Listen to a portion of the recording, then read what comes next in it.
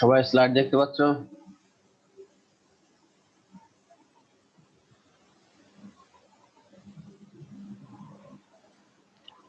Hello, response করো। জি sir, জি sir, দেখতে পারছি। আচ্ছা, সবাই ভালো আছো না? জি স্যার, আলহামদুলিল্লাহ ভালো। আপনি স্যার ভালো আছেন? আছি আলহামদুলিল্লাহ। আচ্ছা, তোমরা সবাই চ্যাট বক্সে তোমাদের নাম আর রোল ভালোভাবে লিখে দিবা, কারণ অনেকেই অবজেকশন দিচ্ছ যে অনেকেই নাকি লিখতেছো না। এটা অবশ্যই এই কাজটা করবা। তো আজকের অনলাইন ক্লাসে তোমাদের স্বাগতম। আমি ডক্টর মোহাম্মদ মাহবুব হোসেন, সহযোগী অধ্যাপক, জীববিজ্ঞান বিভাগ, ঢাকা সিটি কলেজ। আজকে প্রথম অধ্যায়ের যে টপিকস গুলো পড়াবো সেগুলো হলো মাইটোকন্ড্রিয়ার ভৌত গঠন, রাসায়নিক গঠন, কাজ। আরেকটা অঙ্গাণু, গোলজি বস্তুর ভৌত গঠন, রাসায়নিক গঠন এবং কাজ। আজকের এই স্লাইড তৈরিতে যে সমস্ত রাইটারের সাহায্য নেওয়া হয়েছে বা রাইটারের বইয়ের সাহায্য নেওয়া হয়েছে, এর মধ্যে হলো হাসান বুক হাউস, মুবিন পাবলিকেশনস, কাজল ব্রাদার্স লিমিটেড এবং গাজী পাবলিশার্স এর বই থেকে। আজকের এই স্লাইড তৈরিতে ঢাকা সিটি কলেজের জীববিজ্ঞান বিভাগের সকল সহকর্মীকে আন্তরিকভাবে কৃতজ্ঞতা জানাচ্ছি যে এটা তৈরি করে দেওয়ার জন্য। তো আমরা আজকে প্রথম কোষীয় অঙ্গাণু মাইটোকন্ড্রিয়া আমরা পড়বো। তো কোষীয় অঙ্গাণু আমরা বিগত ক্লাসে সম্ভবত তোমাদের বলেছিলাম যে কোষীয় অঙ্গাণু জিনিসটা কি। কোষীয় অঙ্গাণু হলো কোষের সাইটোপ্লাজমের ভেতরে সজীব, নির্দিষ্ট আকার এবং নির্দিষ্ট কাজ বিশিষ্ট অঙ্গাণুকে কোষীয় অঙ্গাণু বলা হয়। তাহলে অঙ্গাণুটা অবশ্যই সাইটোপ্লাজমের মধ্যে থাকতে হবে, নির্দিষ্ট আকার আকৃতির হতে হবে এবং কাজ বিশিষ্ট হবে, নির্দিষ্ট কাজ হতে হবে। যদি আমরা মাইটোকন্ড্রিয়া চিন্তা করি তাহলে কি রয়েছে? মাইটোকন্ড্রিয়া সাইটোপ্লাজমের মধ্যে আছে আমরা জানি। তারপর হলো সজীব, এর আকার আছে গোলাকার, তারকাকার, বিভিন্ন আকৃতির হয়। আর কাজ হলো শক্তি উৎপন্ন করে, পাওয়ার হাউস হিসেবে কাজ করে।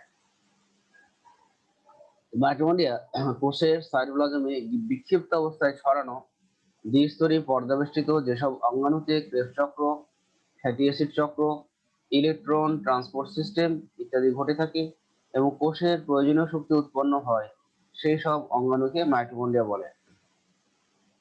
এটা একটা গুরুত্বপূর্ণ অঙ্গাণু যেটা উদ্ভিদ এবং প্রাণী উভয় কোষেই বিদ্যমান। কোষের যাবতীয় জৈবনিক কাজে শক্তি সরবরাহ করে বলে মাইটোকন্ড্রিয়াকে কোষের পাওয়ার হাউস বা শক্তিঘর বলা হয়। কোষের মোট আয়তনের 20 ভাগ হলো মাইটোকন্ড্রিয়া।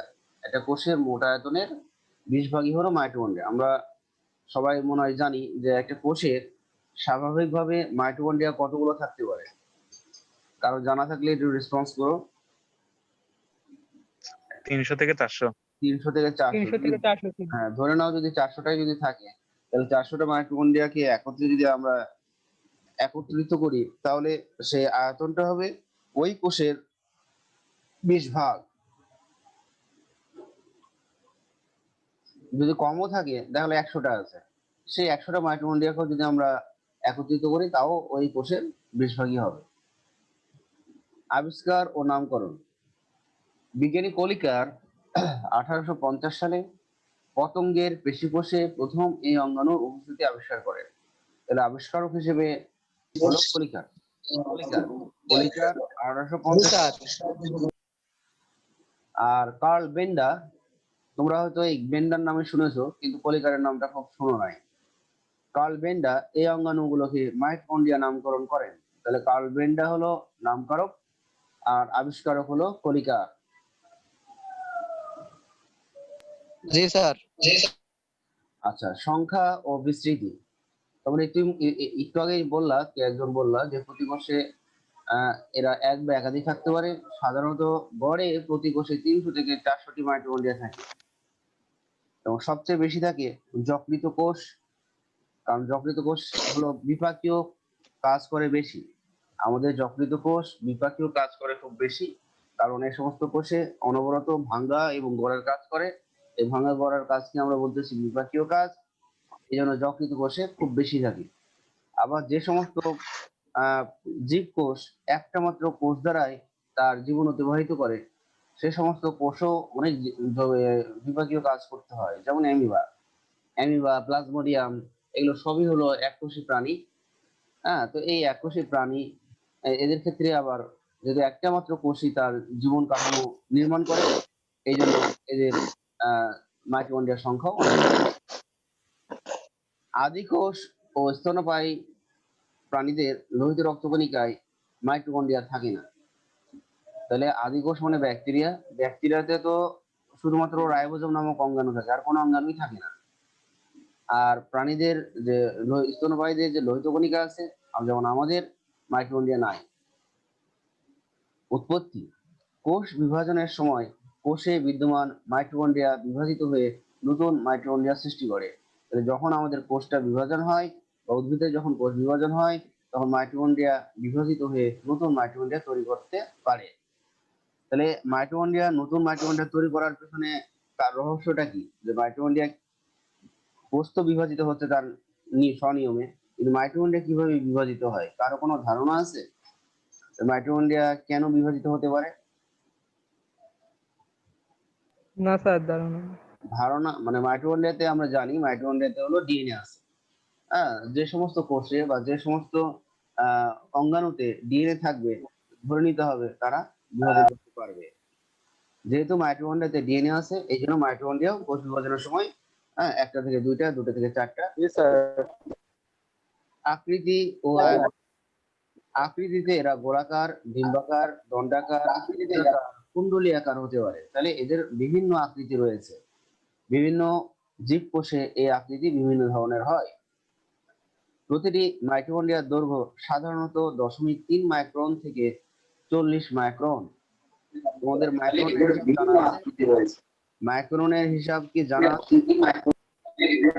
কেউ রেসপন্স করো দেখি। মাইক্রন সমান কত মিলিমিটার? 1 মাইক্রন সমান কত মিলিমিটার? 10⁻⁹ মিটার। 1 মাইক্রন সমান 1000 ভাগের 1 ভাগ। হ্যাঁ, 1000 ভাগের 1 ভাগ মিলিমিটার। মাইটোকন্ড্রিয়ার ভৌত গঠন আমরা এখানে ছবিতে দেখতে পাচ্ছি। সবচেয়ে বাইরের লেয়ারটা হলো বহিঃঝিল্লি, ভেতরেরটা হলো অন্তঃঝিল্লি। বহিঃঝিল্লি আর অন্তঃঝিল্লির মাঝে রয়েছে বহিঃপ্রকোষ্ঠ। অন্তঃঝিল্লি আবৃত করে রেখেছে যে প্রকোষ্ঠ, সেটাকে বলতেছে অন্তঃপ্রকোষ্ঠ। অন্তঃপ্রকোষ্ঠে রয়েছে ম্যাট্রিক্স। ম্যাট্রিক্স হলো অর্ধতরল পদার্থ। ডিএনএ, এই যে ডিএনএ আমরা দেখতে পাচ্ছি। তারপরে এই যে অন্তঃঝিল্লি ম্যাট্রিক্সের দিকে যখন ভাঁজ হয়ে গেছে, তখন সেটাকে বলছে ক্রিস্টা। আর এই ক্রিস্টার গায়ে গোলাকার বস্তু আমরা দেখতে পাচ্ছি, এটা হলো এটিপি সিনথেজ। আর সবুজ যেগুলো আমরা দানা দেখতে পাচ্ছি, সেগুলো হলো রাইবোজোম। তাহলে এই হলো লেভেলিং এর কথাগুলো বললাম। এবার আসছে আমরা বর্ণনায়। প্রথমে আমরা আসবো আবরণী। আমরা ইতিমধ্যে জানলাম যে আবরণী রয়েছে হলো বহিঃঝিল্লি এবং অন্তঃঝিল্লি, দুটো আবরণ রয়েছে। তাহলে প্রতিটি মাইটোকন্ড্রিয়ন লিপোপ্রোটিন বাইলেয়ারের দুটি মেমব্রেন নিয়ে গঠিত। তাহলে এই আবরণীগুলো lipoprotein, that means lipid plus protein দ্বারা গঠিত। বাইরের মেমব্রেনটি খাঁজবিহীন, আমরা দেখতেই পাচ্ছি বাইরের মেমব্রেনটি খাঁজবিহীন, কোনো ই নাই, এটা হলো মসৃণ থাকে। মূলত ভেতরের অংশগুলোকেই রক্ষা করা এর প্রধান কাজ। বাইরের মেমব্রেন ভেদ করে, মানে বহিঃঝিল্লি যেটা, এই বহিঃঝিল্লি ভেদ করে ক্ষুদ্র অণু এবং আয়ন ভেতরে প্রবেশ করতে পারে। আবার মাইটোকন্ড্রিয়া থেকে এরা সাইটোপ্লাজমে যেতে পারে। তাহলে বহিঃঝিল্লি হলো কি করে যে সাইটোপ্লাজম থেকে ক্ষুদ্র অণু এবং আয়ন মাইটোকন্ড্রিয়ার ভিতরে নিয়ে আসতে পারে, আবার মাইটোকন্ড্রিয়া থেকে কোনো ক্ষুদ্র অণু বা আয়ন সাইটোপ্লাজমে পাঠাতে পারে। বহিঃঝিল্লিতে আবার কিছু ট্রান্সপোর্ট প্রোটিন থাকে, যা প্রয়োজনে সক্রিয় ট্রান্সপোর্টে সহায়তা করে। এই বহিঃঝিল্লিতে কিছু ট্রান্সপোর্টার প্রোটিন থাকবে, এরা বিভিন্ন ধরনের ট্রান্সপোর্টে সহায়তা করে। এতে কোনো ইটিসি, এটিপি সিনথেজ, এনজাইম ইত্যাদি থাকবে না। মানে বহিঃঝিল্লিতে কোনো ইলেকট্রন ট্রান্সপোর্ট চ্যানেল বা এটিপি সিনথেজ যে এনজাইমটা আছে, সেই এনজাইম ইত্যাদি থাকবে না বহিঃঝিল্লিতে। বহিঃঝিল্লির মেন কাজ মূলত রক্ষণাত্মক। আর বহিঃঝিল্লি আর অন্তঃঝিল্লির মাঝে যে আমরা এখানে গ্যাপ দেখতে পাচ্ছি বা ফাঁকা স্থান দেখতে পাচ্ছি, এই গ্যাপটা হলো 6 থেকে 8 ন্যানোমিটার হয়ে থাকে। প্রকোষ্ঠ আমরা একটু আগে দেখলাম যে দুইটা প্রকোষ্ঠ আছে। একটা বলেছিলাম দুই মেমব্রেনের মাঝখানের ফাঁকা স্থান যা কোএনজাইম এ সমৃদ্ধ তরলে পূর্ণ থাকে, এই যে এটা। তাহলে এখানে কোএনজাইম এ জিনিসটা কি? কোএনজাইম এ হলো এনজাইমকে সহায়তা করে বা এনজাইমের সহকারী হিসেবে আমরা বলতে পারি, এনজাইমের সহকারী। অন্তঃপ্রকোষ্ঠ বা অভ্যন্তরীণ কক্ষ ভেতরের মেমব্রেন দিয়ে আবদ্ধ কেন্দ্রীয় অঞ্চল বা ঝিল্লির ন্যায় ধাত্র বা ম্যাট্রিক্স দ্বারা পূর্ণ থাকে। আমরা দেখলাম যে অন্তঃঝিল্লি বা ভেতরের আবরণ দিয়ে একটা যে কেন্দ্রীয় যে অঞ্চলকে আবদ্ধ করে রেখেছে, এই অঞ্চলে থাকবে অর্ধতরল বা জেলির মতো উপাদান। এগুলোতে এই জেলির মতো অবদানটার নাম হলো ম্যাট্রিক্স। এই যেখানে ম্যাট্রিক্স থাকে সেই ফাঁকা স্থানটাকে আমরা বলবো অন্তঃপ্রকোষ্ঠ। ক্রিস্টি অন্তঃঝিল্লি বা অন্তঃপর্দাটি নির্দিষ্ট ব্যবধানে ভেতরের দিকে ভাঁজ হয়ে আঙ্গুলের মতো প্রবর্ধক সৃষ্টি করে, এদেরকে ক্রিস্টি বলে।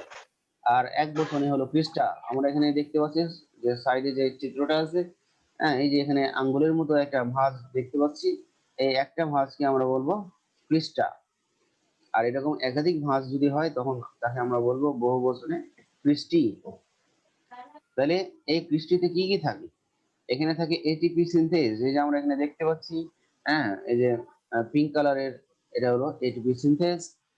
এটিপি সিনথেজ এর 3টা অংশ থাকে, পরের অংশগুলো আমরা বলতেছি। অংশগুলো কি? এই গোল অংশটার নাম হলো হেড, তারপরে হেডটা যেখানে সংযুক্ত আছে তার নাম স্টক, আর নিচের অংশটা হলো বেজ, স্টক আর হেড। এই 3টা অংশ নিয়ে একটি এটিপি সিনথেজ গঠিত। ইটিএস মানে হলো ইলেকট্রন ট্রান্সপোর্ট সিস্টেম, আর ইটিসি মানে হলো ইলেকট্রন ট্রান্সপোর্ট চ্যানেল ইত্যাদিও থাকে। তাহলে আমরা জানি যে ক্রিস্টিতে এটিপি সিনথেজ এবং ইটিএস বা ইটিসি থাকে। ক্রিস্টির মধ্যবর্তী ফাঁকা স্থানকে অন্তঃক্রিস্টি ফাঁকা স্থান বলে, যা বহিঃপ্রকোষ্ঠের সাথে সংযুক্ত থাকে। তাহলে এই যে আমরা দেখতে পাচ্ছি যে আঙ্গুলের মতো যে প্রবর্ধন তৈরি করেছে, এখানে একটা ফাঁকা জায়গা আছে, ঠিক আছে? তাহলে এখানে আমরা বলবো ফাঁকা স্থান, অন্তঃক্রিস্টি ফাঁকা স্থান, এটা বহিঃপ্রকোষ্ঠের সাথে সংযুক্ত। তাহলে এটা একটা মাইটোকন্ড্রিয়ার রঙিন ছবি। এখানে আমরা দেখতে পাচ্ছি, আগেও এই লেবেলিংটা আমরা দেখাইছিলাম, আবার দেখাচ্ছি। তাহলে এটা হলো বাইরেটা হলো বহিঃঝিল্লি, তারপরে অন্তঃঝিল্লি আমরা দেখতে পাচ্ছি। অন্তঃঝিল্লির মধ্যে আঙ্গুলের মতো প্রবর্ধক, সেটা হলো ক্রিস্টি। যেহেতু আমরা এখানে 2টা লেবেলিং করেছি এই জন্য ক্রিস্টি। ক্রিস্টির গায়ে লেগে রয়েছে সবৃন্ত গোলাকার বস্তু, এটিপি সিনথেসিস। আর এই অন্তঃঝিল্লি দ্বারা আবৃত ভিতরের অর্ধতরল বা ঝিল্লির মতো পদার্থের নাম ম্যাট্রিক্স। সবুজ অংশগুলোর নাম রাইবোসোম। তারপরে যে আমরা দেখতে পাচ্ছি ম্যাজেন্টা কালারের ডিএনএ। আর এখানে আমরা একটা এটিপি সিনথেসিসের ছবি আমরা দেখতে পাচ্ছি। F0 যে অংশটাকে ধরা হচ্ছে ভিত্তি বা বেজ, আর F1 যেটা ধরা হচ্ছে হেড বা মাথা। তাহলে আমরা এখানে এটিপি সিনথেসিসের 2টা অংশ দেখলাম, একটা হলো ভিত্তি আর একটা হলো মাথা। এই ভিত্তি এবং মাথার মাঝখানে এই যে অংশটা, এটাকে বলা হবে স্টক। আসলে 3টা অংশ থাকে, একটা এটিপি সিনথেসের 3টা অংশ থাকে। গোড়ার অংশটা হলো ভিত্তি, অগ্রভাগ মাথার শীর্ষের অংশটা হলো মাথা, আর মাথা এবং ভিত্তির মাঝখানের অংশটা হলো বৃন্ত বা স্টক। তাহলে আমরা আসছি F0 কণা বা অক্সিজোম। আমরা ইতিপূর্বে যেটা জানলাম, এটিপি সিনথেস, পূর্বে এই এটিপি সিনথেসের নাম ছিল অক্সিজোম, বর্তমান নাম অক্সিজোমের এটিপি সিনথেস। এখন এটিপি সিনথেসকে অক্সিজোম নামে কেউ ডাকে না, কিন্তু আগে এটিপি সিনথেসের পূর্বের নাম ছিল অক্সিজোম। বিভিন্ন স্থানে অতি ক্ষুদ্রাকৃতির বৃন্তযুক্ত এটিপি সিনথেস নামক টেনিস র্যাকেট সদৃশ বলে জানা থাকে, এদেরকে পূর্বে অক্সিজোম বলা হতো। আমরা একটু আগে বললাম যে প্রতিটি দানা একটি মাথা মানে F1, একটি বৃন্ত এবং একটি ভিত্তি বা বেস নিয়ে F0 নিয়ে গঠিত। তাহলে একটা এটিপি সিনথেস বা পূর্বের নাম অক্সিজম এর কয়টা অংশ? 3টা অংশ, মাথা, বৃন্ত ও ভিত্তি বা বেস। এই কারণে বর্তমানে এই দানাগুলো F0, F1 কণা বা F1 কণা নামে পরিচিত। এই দানাগুলো এটিপি সিনথেস রূপে কাজ করে, তাই এরা হলো এটিপি সংশ্লেষণের কেন্দ্র। তাহলে এটিপি সিনথেসে কি করে? এখানে এনজাইম আছে, আর এই এনজাইম গুলো মূলত এটিপি তৈরির কাজ করে। মাইটোকন্ড্রিয়াল ডিএনএ, তাহলে মাইটোকন্ড্রিয়ার ম্যাট্রিক্সে নিজস্ব বৃত্তাকার দ্বিসূত্রক ডিএনএ অণু আছে, যা আদি কোষের ডিএনএ এর অনুরূপ। কেন আদি কোষীয় বলা হচ্ছে? কারণ আদি স্যার কোষে- বিশ্লেষণ স্যার স্যার বলো। বিশ্লেষণ ও সংশ্লেষণের মধ্যে পার্থক্য কি? ও, সংশ্লেষণ মানে হলো তৈরি করা, আর বিশ্লেষণ মানে হলো ভেঙে ফেলা। সহজ কথা, বুঝছো? সংশ্লেষ মানে জি স্যার। তৈরি করা, আর বিশ্লেষণ মানে ভেঙে ফেলা। আচ্ছা, এখানে আমরা বললাম যে মাইটোকন্ড্রিয়ার ভিতরে যে বৃত্তাকার দ্বিসূত্রক ডিএনএ অণু রয়েছে, এর আকৃতি অনেকটা ব্যাকটেরিয়ার যে ডিএনএ বা আদি কোষের যে ডিএনএ তার মতো। এই জন্য বলা হচ্ছে আদি কোষের ডিএনএ এর অনুরূপ। ডিএনএ এর উপস্থিতির জন্য মাইটোকন্ড্রিয়া স্বপ্রজননশীল। রাইবোজোম, মাইটোকন্ড্রিয়ায় এনজাইম সংশ্লেষের জন্য 70S রাইবোজোম পাওয়া যায়, যা ব্যাকটেরিয়ার রাইবোজোমের অনুরূপ। তাহলে ব্যাকটেরিয়াতে যে রাইবোজোম আছে সেটাও 70S, আবার মাইটোকন্ড্রিয়াতে আমরা ম্যাট্রিক্সে যে রাইবোজোম দেখতে পাচ্ছি এখানেও 70S। এস মানে এর আগে মনে হয় বলেছিলাম, এস মানে ভেদভার একক। এস হলো ভেদভার একক, এটা বলা হচ্ছে অধঃক্ষেপণের হার। তো এই এস বা ভেদভার একক সম্পর্কে রাইবোজোম যখন পড়াবো তখন বিস্তারিত আরেকটু ডিসক্রাইব করব।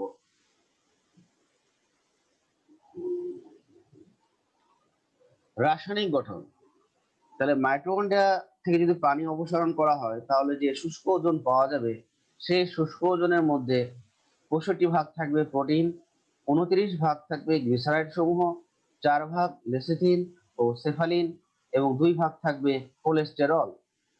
লিপিডের মধ্যে 90 ভাগ হচ্ছে ফসফোলিপিড। তাহলে এখানে যদি আমরা সব লিপিডকে একত্রিত করি তাহলে এখানে 35 ভাগ হলো লিপিড আর 65 ভাগ হলো প্রোটিন। তাহলে এই যে 35% যে লিপিড আছে, এই লিপিডের মধ্যে প্রধান লিপিড হচ্ছে ফসফোলিপিড। ফসফোলিপিড হলো 90 ভাগ, আর বাকি 10 ভাগ থাকবে অন্যান্য লিপিড এবং অন্যান্য বস্তু। তাহলে বাকি 10 ভাগ থাকবে fatty acid, carotenoids, vitamin E এবং কিছু অজৈব পদার্থ। মাইটোকন্ড্রিয়ার ঝিল্লি লিপোপ্রোটিন সমৃদ্ধ, আমরা ইতিপূর্বে জেনে ফেলেছি। মাইটোকন্ড্রিয়াতে প্রায় 100 প্রকারের এনজাইম ও কোএনজাইম রয়েছে। এছাড়া এতে 0.5 ভাগ আরএনএ ও সামান্য ডিএনএ থাকে। মাইটোকন্ড্রিয়ার অন্তঃঝিল্লিতে কার্ডিওলিপিড নামক বিশেষ ফসফোলিপিড থাকে। তাহলে অন্তঃঝিল্লিতে একটা বিশেষ ফসফোলিপিড আছে যার নাম কার্ডিওলিপিড।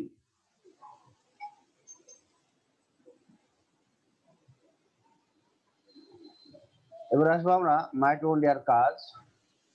কোষের যাবতীয় কাজের জন্য শক্তি উৎপন্ন ও নিয়ন্ত্রণ করা, শোষণের জন্য প্রয়োজনীয় এনজাইম, কোএনজাইম প্রভৃতি ধারণ করা, গ্লাইকোলাইসিস ছাড়া শোষণের বিভিন্ন পর্যায়, কারণ গ্লাইকোলাইসিস কোষের সাইটোপ্লাজমে ঘটে। গ্লাইকোলাইসিস ছাড়া বাকি যে অংশগুলো আছে যেমন ক্রেবস চক্র, ইটিএস, অক্সিডেটিভ ফসফোরাইলেশন ইত্যাদি সবই মাইটোকন্ড্রিয়াতে ঘটে। নিজস্ব ডিএনএ আরএনএ উৎপন্ন করা এবং বংশগতিতে ভূমিকা রাখা, প্রোটিন সংশ্লেষণ ও স্নেহ বিপাকে সাহায্য করা, ক্যালসিয়াম, পটাশিয়াম প্রভৃতি পদার্থের সক্রিয় পরিবহনে সক্ষম, শুক্রাণু ও ডিম্বাণু গঠনে অংশ নেওয়া, রক্তকণিকা হরমোন উৎপাদনে সাহায্য করা, কোষের পূর্ব নির্ধারিত মৃত্যু প্রক্রিয়া একে বলা হয় অ্যাপোপ্টোসিস নিয়ন্ত্রণ করা। এতে বিভিন্ন ধরনের ক্যাটায়ন যেমন ক্যালসিয়াম, সালফার, আয়রন, ম্যাঙ্গানিজ ইত্যাদি সঞ্চিত রাখা। তাহলে এরকম অনেক ধরনের কাজই মাইটোকন্ড্রিয়া করে থাকে। তাহলে আমরা মাইটোকন্ড্রিয়া সম্পর্কে জানলাম। মাইটোকন্ড্রিয়া সম্পর্কে যদি কোনো প্রশ্ন থাকে বলতে পারো। স্যার একটু ব্যাক করেন, স্যার একটু ব্যাক করেন, কোনটা? হ্যাঁ, একটু বলো। ব্যাক করেন। এই যে হ্যাঁ। ওখানে 3 নাম্বার একটা রুলস দেওয়া আছে না, এখানে কি ইলেকট্রন ট্রান্সপোর্ট সিস্টেম, এটা কি? ইলেকট্রন ট্রান্সপোর্ট সিস্টেম তোমরা ইটিএস সংক্ষেপে বলেছি ইটিএস। আমরা যেমন ওই যে সবার শোষণের কয়টা ধাপ জানি, গ্লাইকোলাইসিস, তারপরে তোমার হলো অ্যাসিটাইল কোয়ে সৃষ্টি, তারপরে আরেকটা হলো তোমার ক্রেবস চক্র, আর একটা হলো ETS electron transport system. Electron transport সিস্টেমটার কাজ হলো যে গ্লাইকোলাইসিস, তারপরে ক্রেবস চক্র, অ্যাসিটাইল কোয়ে ইত্যাদি ধাপগুলোতে যে শক্তিগুলো তৈরি হয়, যেমন NADH2 FADH2, এগুলোকে ভেঙে এটিপি তৈরি করে। ঠিক আছে, ইলেকট্রন ট্রান্সপোর্ট সিস্টেমের কাজটা হলো যে ওই রাসায়নিক শক্তিগুলোকে ভেঙে এটিপি তৈরি করা। এটা যখন আমরা 9 নম্বর অধ্যায়ে যাব, হ্যাঁ, তখন আমরা এটা উদ্ভিদের সারিবদ্ধ ওই চ্যাপ্টারে এগুলো বিস্তারিত বলা আছে। তাহলে আর আচ্ছা, কারো সমস্যা আছে মাইটোকন্ড্রিয়ায়? না। আচ্ছা, আমি একটা কোশ্চেন করব, দেখি কে অ্যান্সার দাও। এটিপি সিনথেসের কয়টা অংশ? এটিপি সিনথেসের কয়টা অংশ? তো তিনটা। কি কি? স্যার বেস, মাথা, ভিত্তি বা বেস, হেড, হেড বা মাথা, আর একটা কি জানি মাঝখানে যেটা আরেকটা স্যার লেভেলিং স্ট্রং মাঝখানেটা ভুলে গেছি। মাঝখানেটা হলো স্যার স্টক মাঝখানে বা বৃন্ত। Strong stock বিন্ত। বা স্ট্রো বৃন্ত, বিন্তু ঠিক আছে। স্ট্রোক বা বিন্তু। এটিপি স্যার, সিনথেস আসলে জিনিসটা কি? জি এটা স্যার। একটা এনজাইম, আর এই এনজাইমের কাজ কি? এটিপি উৎপন্ন করা। আচ্ছা, আমরা পরবর্তী অঙ্গাণু গোলজি বস্তুতে চলে যাচ্ছি। যে গোল গোলজি বস্তুতে চলে যাচ্ছি, তাহলে গোলজি বস্তু এর অবস্থানটা কোথায়? নিউক্লিয়াসের কাছাকাছি থাকবে এবং দ্বিস্তর বিশিষ্ট একক পর্দা বা ঝিল্লি বেষ্টিত চ্যাপ্টা থলির মতো ও ক্ষুদ্র গহ্বরের মতো যেসব সাইটোপ্লাজমিক অঙ্গাণু পরস্পর সমান্তরালে থাকে তাদের গোলজি বস্তু বলে। তাহলে এটা নিউক্লিয়াসের কাছে থাকবে, দ্বিস্তরী আবরণী যুক্ত, আর এটা মেনলি দেখতে কেমন, যে ঝিল্লি বেষ্টিত চ্যাপ্টা থলির মতো হতে পারে অথবা গহ্বরের মতো হতে পারে। হ্যাঁ, এবং এরা পরস্পর সমান্তরালে থাকবে। ঝিল্লি চ্যাপ্টার থলিও যদি থাকে সেটাও সমান্তরালে থাকবে, পাশাপাশি থাকবে। ক্ষুদ্র গহ্বর এগুলো মোটামুটি পাশাপাশি থাকবে।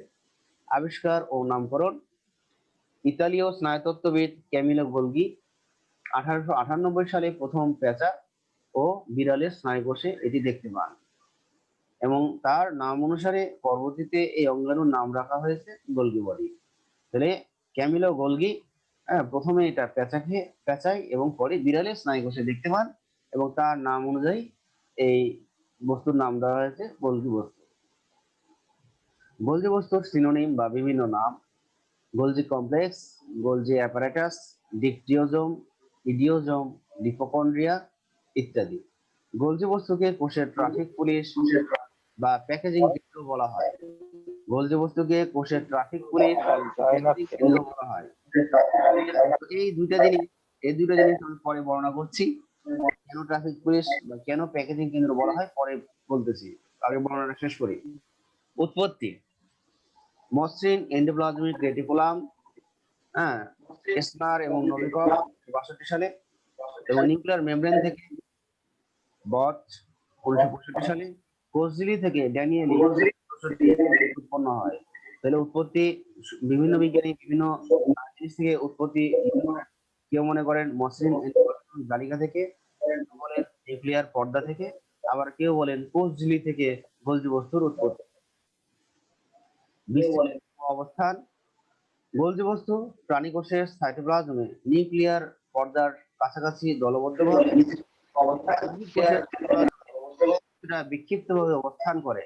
তাহলে গোলজি বস্তু প্রাণী কোষে একরকম থাকে, আবার উদ্ভিদ কোষে আরেক রকম থাকে। প্রাণী কোষে থাকবে নিউক্লিয়াসের কাছাকাছি, হ্যাঁ, দলবদ্ধভাবে থাকবে। নিউক্লিয়াসের যে পর্দা আছে সে পর্দা দলবদ্ধভাবে থাকবে এবং অবশ্যই সাইটোপ্লাজমে থাকবে। আর উদ্ভিদ কোষের ক্ষেত্রে সাইটোপ্লাজমে থাকবে কিন্তু সেটা বিক্ষিপ্তভাবে। প্রকৃত কোষের মধ্যে ছত্রাক পরিণত লাভ করলাম। যারা সাউন্ড করতেছো মিউট হয়ে যাও, অসুবিধা হচ্ছে।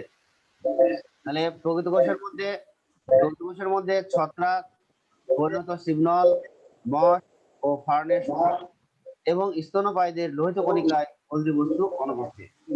কোথায় কোথায় অনুপস্থিত? ছত্রাকে পাওয়া যাবে না, সিগনলে পাওয়া যাবে না, মলে পাওয়া যাবে না। স্তন্যপায়ী প্রাণীদের লোহিত কণিকায় গোলজি বস্তু থাকবে না। স্যার সাউন্ড হচ্ছে তো, হ্যাঁ, হ্যালো, সাউন্ড হচ্ছে, কার ওখান থেকে জানি সাউন্ড হচ্ছে। আচ্ছা। গোলজি বস্তুর ভৌত গঠন। তো গোলজি বস্তুতে 3 ধরনের গঠনগত উপাদান দেখা যায়। এগুলো কি কি? একটা হলো সিস্টার্নি, তারপর 2 নম্বর হবে ভ্যাকুয়াল, 3 নম্বর হবে ভেসিকল। তাহলে 1 নম্বর সিস্টার্নি, 2 নম্বর ভ্যাকুয়াল, 3 নম্বর ভেসিকল। তাহলে সিস্টার্নি, ভ্যাকুয়াল এবং ভেসিকল তিনটাই হলো ভৌত গঠনের অংশ। প্রথমে আমরা সিস্টার্নি, ডান পাশের ছবিটা দেখো, উপরের ছবিটা, এগুলোকে বলা হচ্ছে সিস্টার্নি। তাহলে এই সিস্টার্নি গুলো দেখতে কেমন? এরা পাতলা, ঝিল্লি বেষ্টিত, লম্বা, চ্যাপ্টা, চৌবাচ্চা আকৃতির বা সরু নালিকা সদৃশ অংশ। তাহলে এগুলো হলো অবশ্যই পাতলা, ঝিল্লি বেষ্টিত, লম্বা, দেখতে পাচ্ছি, চ্যাপ্টা, চৌবাচ্চা আকৃতির বা সরু নালিকার মতো অংশ। এখানে আমরা সবাই দেখতে পাচ্ছি এই নালিকাগুলো বা এই সিস্টার্নি গুলো পরস্পর সমান্তরাল ভাবে এবং কিছুটা বাঁকানো অবস্থায় থাকে। হ্যাঁ, পাশাপাশি আছে, সমান্তরাল ভাবে এবং বাঁকানো অবস্থায় আছে। এখানে এক বচনে হলো সিস্টার্না। যদি আমরা একটাকে চিহ্নিত করি তবে সিস্টার্না, আর সবগুলোকে একসাথে যদি আমরা একের অধিক যদি লেবেলিং করি তাহলে হবে সিস্টার্নি। যেমন এখানে আমরা দেখাইছি, দুইটা একসাথে দেখাইছি, এই জন্য হলো সিস্টার্নি। তো এই সিস্টার্নি গুলো স্তূপ আকারে বা গাদা সৃষ্টি করে অবস্থান করে এবং প্রতিটি গাদায় প্রায় 3 থেকে 8টি সিস্টার্নি থাকে। আমাদের এখানে ছবিতে দেখানো হয়েছে কয়টা সিস্টার্নি আছে? 5টা। উপরের ছবিতে 5টা, আর নিচের ছবিতে কয়টা আছে? 1 2 3 4 5 6টা। তাহলে নিচের যে গোলজি বস্তুর ছবিটা দেওয়া আছে সেখানে সিস্টার্নি আছে 6টা, আর উপরের যে ছবিটা দেওয়া আছে সেখানে দেওয়া আছে 5টা। আসলে থাকে কয়টা? প্রতিটি গাদায় 3 থেকে 8টি সিস্টার্নি থাকে। সিস্টার্নি, গাদা কি স্যার? গাদা মানে হলো স্তূপ, স্ট্যাক। গাদার ইংলিশটা হলো স্ট্যাক, না একটার পর আরেকটা রাখা, একটার পর আরেকটা রাখা, এরকম। এটাকে বলা হয় স্তূপ, গাদা, আর ইংলিশ ওয়ার্ডটা হলো স্ট্যাক, STACK। তো সিস্টার্নির স্তূপের যে অংশটি কোষঝিল্লির কাছাকাছি থাকে তাকে ট্রান্সফেস বলে এবং কোষের কেন্দ্রের দিকের অংশকে সিস ফেস বলে। আমি আবার জিনিসটা বলছি যে গোলজি বস্তু তো আসলে কোথায় থাকে? নিউক্লিয়াসের কাছাকাছি থাকে, তাই না? তাহলে গোলজি বস্তুর যে অংশটা তোমার কোষঝিল্লির কাছে থাকবে সেটাকে আমরা বলবো যে ট্রান্সফেস, এবং যে অংশটা গোলজি বস্তুর যে অংশটা কোষের কেন্দ্রের দিকে থাকবে তাকে বলবো সিস ফেস। এই ছবিতে ট্রান্সফেস এবং সিসফেসটা আরো ভালো বোঝা যাবে। তাহলে এখানে দেখো, এটা হলো গোলজি বস্তু।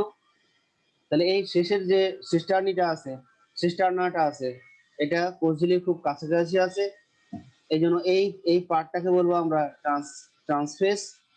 আর এই সিস্টার্নাটা কোষের কেন্দ্রের দিকে আছে, এই অবস্থাটাকে আমরা বলবো সিস ফেজ। ওকে। তাহলে গাদায় অবস্থান অনুযায়ী সিস্টার্নি সমূহের 3 রকমের নামকরণ করা হয়ে থাকে। গাদায় অবস্থান অনুযায়ী সিস্টার্নি সমূহের 3 রকমের নামকরণ করা হয়ে থাকে: ট্রান্স সিস্টার্না, মেডিয়াল সিস্টার্নি, সিস সিস্টার্না। আমরা একটু আগে বলেছি যে ট্রান্স ফেজের দিকে যে সিস্টার্না থাকবে তাকে বলবো ট্রান্স সিস্টার্না। এই ফেজটা হলো ট্রান্সফেজ, আর এই ফেজে যে সিস্টার্না থাকবে তাকে বলবো ট্রান্স সিস্টার্না। আবার কোষের কেন্দ্রের দিকে ফেজটার নাম কি? Cis phase. তাহলে সিস ফেজে যে সিস্টার্না থাকবে তাকে বলবো সিস সিস্টার্না। আবার আরেকটা হলো মিডিয়াল সিস্টার্নি। সিস সিস্টার্না এবং ট্রান্স সিস্টার্নার মাঝে যে সিস্টার্নি থাকবে তাকে আমরা বলবো মিডিয়াল সিস্টার্নি। তাহলে এখানকার যে ছবিটা আছে এই ছবিতে মিডিয়াল সিস্টার্নি কয়টা? 2টা। ঠিক আছে। এখানে যদি আমরা 5টা থাকতো তাহলে মিডিয়াল সিস্টার্নি হতো 3টা। সবগুলো সংগঠন ইন্টার সিস্টার্নাল বস্তু দিয়ে একসাথে সংঘবদ্ধ অবস্থায় থাকে। 3 অংশে 3 ধরনের এনজাইম থাকে, এদের কাজও 3 ধরনের। তাহলে আমরা একটু আগে জানলাম ট্রান্স, মিডিয়াল এবং সিস, এই যে সিস্টার্না গুলো আছে এগুলো এই তিন অংশে তিন ধরনের এনজাইম আছে এবং এদের কাজও তিন রকমের। এন্ডোপ্লাজমিক জালিকায় উৎপাদিত দ্রব্যাদি ঝিল্লিবদ্ধ ভেসিকলকে বলবো ট্রানজিশন ভেসিকল। আমরা এখানে দেখতে পাচ্ছি এটা হলো অমসৃণ এন্ডোপ্লাজমিক জালিকা, যেহেতু রাইবোজোম সংযুক্ত আছে, আর নিচের জালিকাটা হলো মসৃণ এন্ডোপ্লাজমিক জালিকা। তাহলে এই এন্ডোপ্লাজমিক জালিকায় কিছু ঝিল্লিবদ্ধ ভেসিকল উৎপন্ন হয়, আর এই ঝিল্লিবদ্ধ ভেসিকলকে আমরা বলবো ট্রানজিশন ভেসিকল। তো এই ট্রানজিশন ভেসিকল প্রথমে কে গ্রহণ করে? সিজ সিস্টার্না গ্রহণ করে। সিজ সিস্টার্না এটা পাঠিয়ে দেয় কোথায়? মিডিয়াল সিস্টার্নিতে। মিডিয়াল সিস্টার্নি এই ভেসিকলকে পাঠিয়ে দেয় ট্রান্স সিস্টার্নায়। দেন ভেসিকলটা ট্রান্স সিস্টার্না থেকে যখন বের হয় তখন সেক্রেটরি ভেসিকল রূপে বের হয় এবং সেক্রেটরি ভেসিকলটা কোষ ঝিল্লির কাছাকাছি চলে যায়। তাহলে এইভাবে এই ট্রানজিশন ভেসিকলের প্রবাহটা ঘটে। আমি আবার বলতেছি, আমরা যখন গোলজি বস্তু প্রথম দিকে পড়াই তখন বলেছিলাম যে গোলজি বস্তুকে কি বলা হয়? প্যাকেজিং সেন্টার বলা হয়। বলেছিলাম গোলজি বস্তুকে কোষের প্যাকেজিং সেন্টার বলা হয়, মনে আছে কথাটা? জি স্যার। জি তাহলে স্যার। এই জন্যই প্যাকেজিং সেন্টার বলা হচ্ছে, কারণ সে কি করছে যে এন্ডোপ্লাজমিক জালিকার যে ঝিল্লিবদ্ধ ভেসিকলটা আছে সেই ভেসিকলকে আমরা বলছি ট্রানজিশন ভেসিকল, আর এই ভেসিকলটা বহন করতেছে কি? গোলজি বস্তু। কিভাবে বহন করছে? প্রথমে সিস সিস্টার্না, তারপরে মিডিয়াল সিস্টার্নি, তারপরে ট্রান্স সিস্টার্না হয়ে সেই ট্রানজিশন ভেসিকলটা পরবর্তীতে সেক্রেটরি ভেসিকল রূপে বের হয়। আর এই ভেসিকলটা যখন কোষ ঝিল্লির কাছাকাছি পৌঁছায়, তাহলে এরা কি করছে? অন্যের মিশ্রিত যে ভেসিকল, সেই ভেসিকলকে বহন করে বা প্যাকেটজাত করে সেই কোষ ঝিল্লির কাছাকাছি পাঠিয়ে দিচ্ছে। এই জন্য একে বলা হচ্ছে প্যাকেজিং সেন্টার।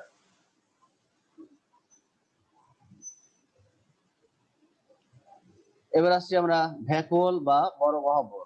সিস্টার্নির পার্শ্বদেশে অবস্থিত গোলাকার বৃহৎ থলির মতো অংশকে ভ্যাকুওল বলে। মূলত সিস্টার্নির প্রাচীর চওড়া হয়ে ভ্যাকুওলের সৃষ্টি করে।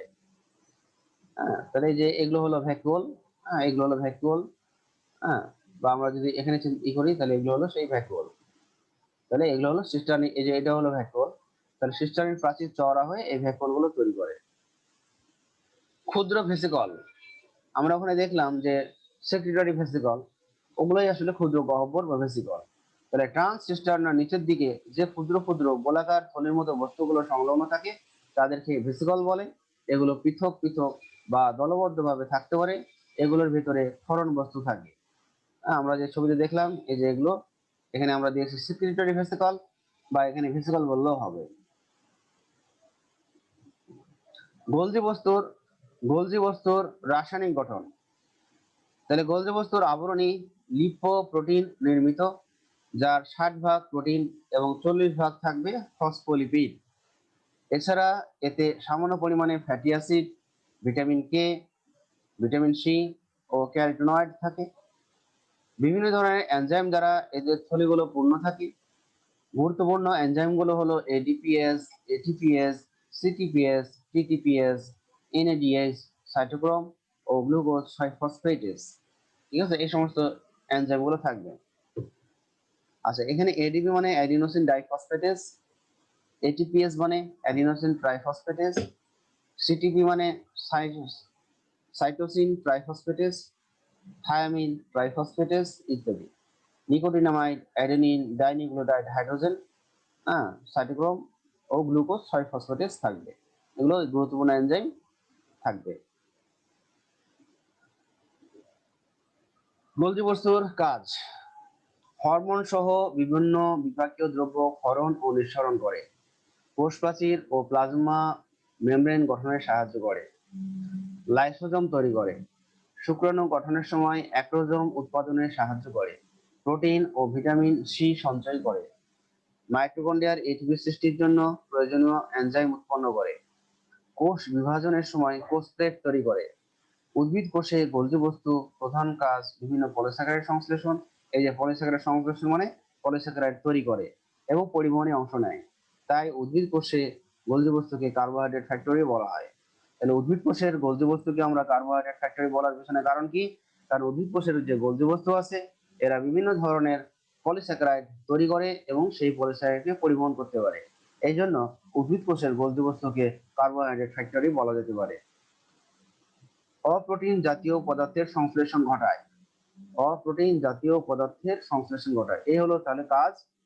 আচ্ছা, আমরা আরো একটা কথা বলেছিলাম যে বর্জ্য বস্তুকে ট্রাফিক পুলিশও বলা হয়, বলেছিলাম। আমরা তো প্যাকেজ সেন্টার কাকে বলে সেটা বলেছি, কিন্তু ট্রাফিক জি পুলিশ স্যার। কাকে বলে সেটা বলি নাই।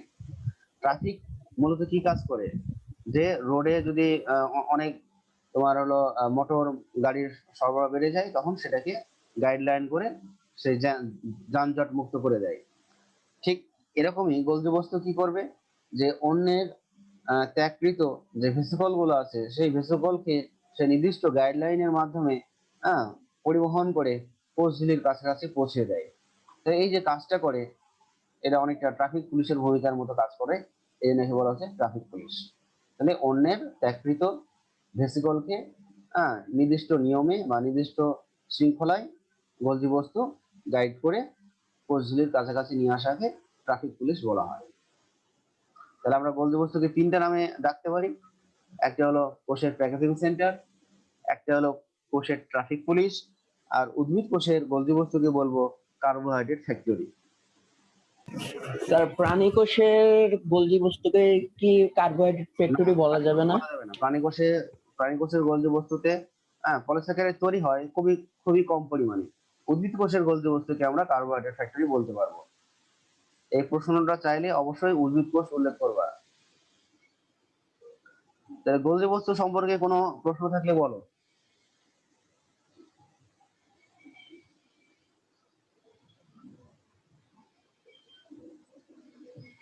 বর্জ্য বস্তু সম্পর্কে কোনো প্রশ্ন থাকলে বলতে পারো। আচ্ছা, এখানে এই যে 4 নম্বর কাজটা দেখো, শুক্রাণু গঠনের সময় অ্যাক্রোজোম উৎপাদনে সাহায্য করে। অ্যাক্রোজোম নামটা কি কেউ শুনেছো? না স্যার। অ্যাক্রোজোম, তো এই যে আমরা যখন পড়াচ্ছি তখন এটা খেয়াল করবো না যে কোনটা বুঝতে পারছি না, এটা অবশ্যই তোমাদের খেয়াল করা উচিত। অ্যাক্রোজোম জিনিসটা হলো যে আমাদের যে শুক্রাণু আছে, এই শুক্রাণু তিনটা অংশ, একটা হলো মাথা, একটা হলো মধ্যখণ্ড, আর একটা হলো লেজ। তো মাথায় থাকে হলো নিউক্লিয়াস, এবং শুক্রাণুর যে নিউক্লিয়াস তার মোট দেহের প্রায় 90% জায়গা দখল করে কিন্তু নিউক্লিয়াস। তো এই মাথার যে নিউক্লিয়াস আছে, এই নিউক্লিয়াসের সম্মুখ ভাগে বা সামনে বর্জ্য বস্তু কি করে, অ্যাক্রোজোম তৈরি করে, টুপির মতো একটা আচ্ছাদন তৈরি করে। তাহলে শুক্রাণুর নিউক্লিয়াসের সামনে একটা টুপির মতো আচ্ছাদন তৈরি করে, যাকে বলা হয় অ্যাক্রোজোম। আর এই অ্যাক্রোজোমে কি থাকবে, এই অ্যাক্রোজোমে থাকবে হলো এনজাইম। যখন শুক্রাণু ডিম্বাণুর আবরণের কাছাকাছি যাবে, ডিম্বাণুর আবরণীকে বিগলিত করার জন্য অ্যাক্রোজোম ভূমিকা পালন করে। ঠিক আছে, এই হলো অ্যাক্রোজোম। তাহলে শুক্রাণু গঠনের সময় এই অ্যাক্রোজোম তৈরি করবে বর্জ্য বস্তু।